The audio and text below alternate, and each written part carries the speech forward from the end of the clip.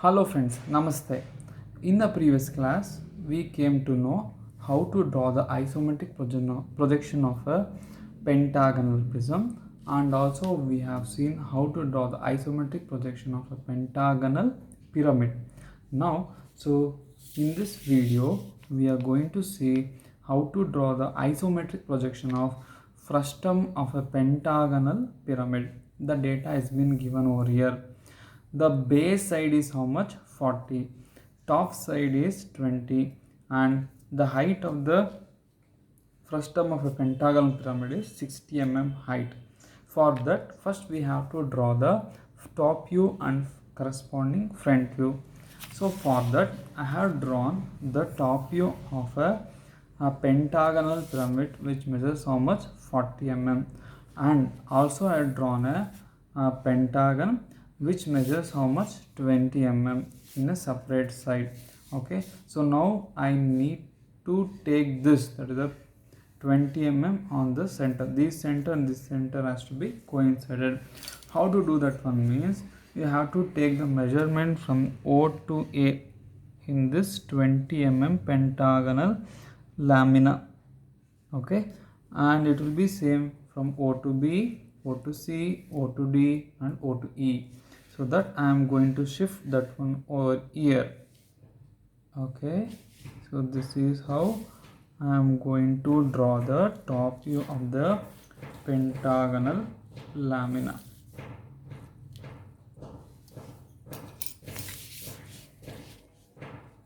Okay, so this one is A, so B, C, D and this one is E, and this must be joined. Okay, so this is how I am going to draw the top view of the given frustum of a pentagonal pyramid. So already discussed what the meaning of frustum means. If I cut the pentagonal pyramid at certain different from apex, then I am going to get the frustum of a pentagonal pyramid. And slanted from E1 to E must be dark. Next, D1 to D must be dark. Next, C1 to C, and then B1 to B, and also A1 to. So only this must be dark. So what is the next thing? Next thing, I have to draw the front view of this object. So first I will draw the axis line. So how much? What is the height of this? So it measures how much? 60. I'm going to draw the projection upwards. So this is how much? 60. This is a O. I'm going to draw the horizontal line over here. Draw the projection upwards from the top face of the frustum of a pentagonal pyramid. Okay, like this, and name this one. So this one is A dash in bracket E dash, and this one is B dash in bracket D dash, and this one is C dash. Now draw the projection of base. So base, this one is base, and this one is base. So this one is A dash in bracket E1 dash, this one is C1 dash, and this one is B1 dash in bracket D1 dash, and this one is O1 dash. So now I am going to join the visible edges like this.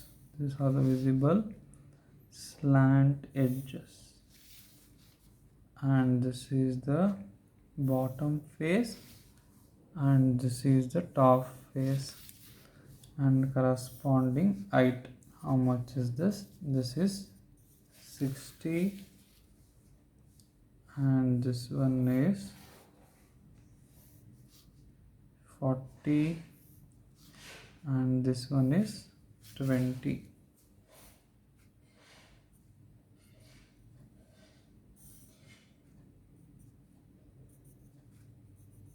40 and this one is 20.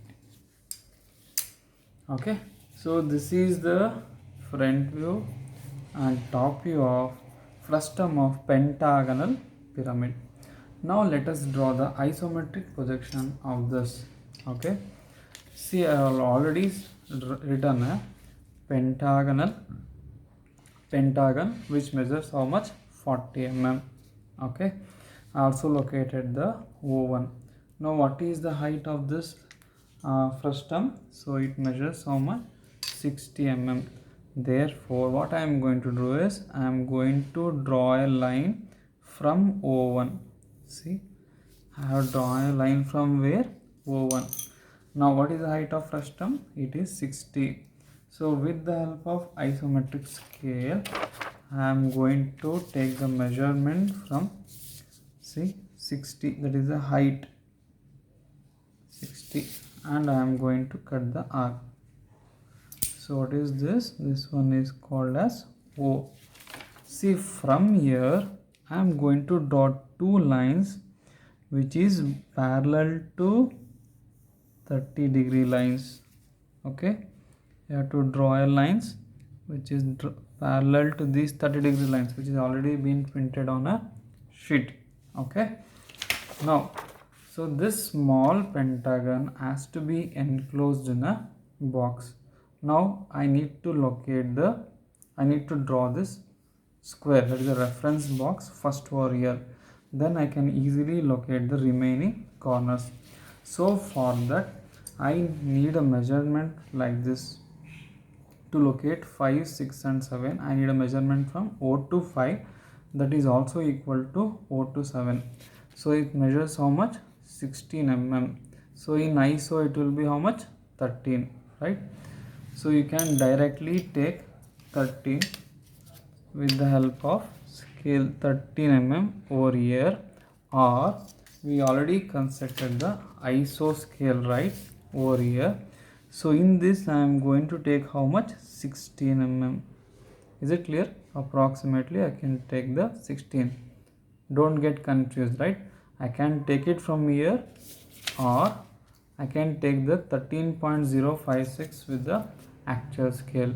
So whichever you feel suitable. Okay, don't get confused. Okay, so that is equal to O to 5, that is also equal to O to 7. So from here I am going to cut the arc on this 30, this box, right? We already drawn this one.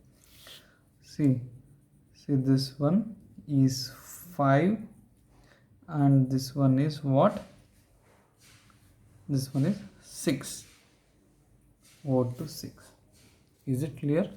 Now take the measurement of O to 7. See, O to 7, it measures how much? 14 mm. So from scale you can take how much? 11.4, or from the ISO scale I can take approximately 14 over here with the help of this one. Okay, now I am going to cut the arc from here. Correct? So how much does it measure? What is this? This one is 7. Is it clear? Now I need to locate which one? O to C. It measures how much? It is 18. So with the help of ISO scale I have taken the measurement of how much? 18. Approximately 18 like this, and I am going to cut the arc. Okay, this one is what? C. Got this one? Now I am going to draw the lines parallel from C, which is parallel to this line. In the same way I am going to draw the line from 7, which is parallel to this isometric sheets, and also from the C 5,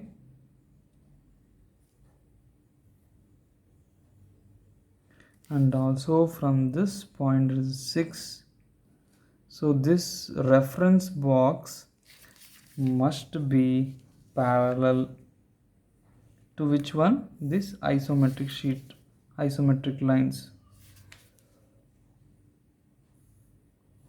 So this is the first method.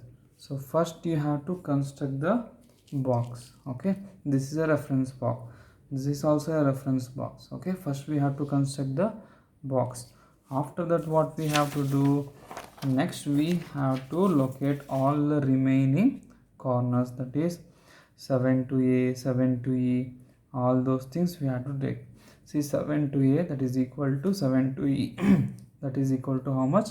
10 mm. So with the help of isometric shape, I am going to measure ISO 10. Okay, ISO 10. So from 7 I am going to cut the arc to identify E as well as to identify the EA.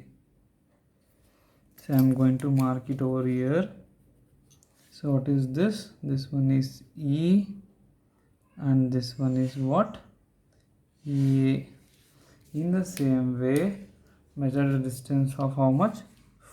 See here, 5 to B and 6 to D is equal to how much? 5 mm. So you can take the ISO 5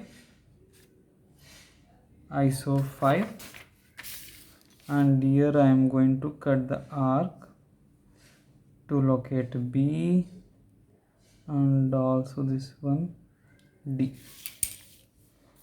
So this one is B, this one is C and this one is D. Okay, after this I need to see which are the visible and which are the invisible. See the top face, so it is at the top, it is visible, so therefore it must be dark. The top face must be dark.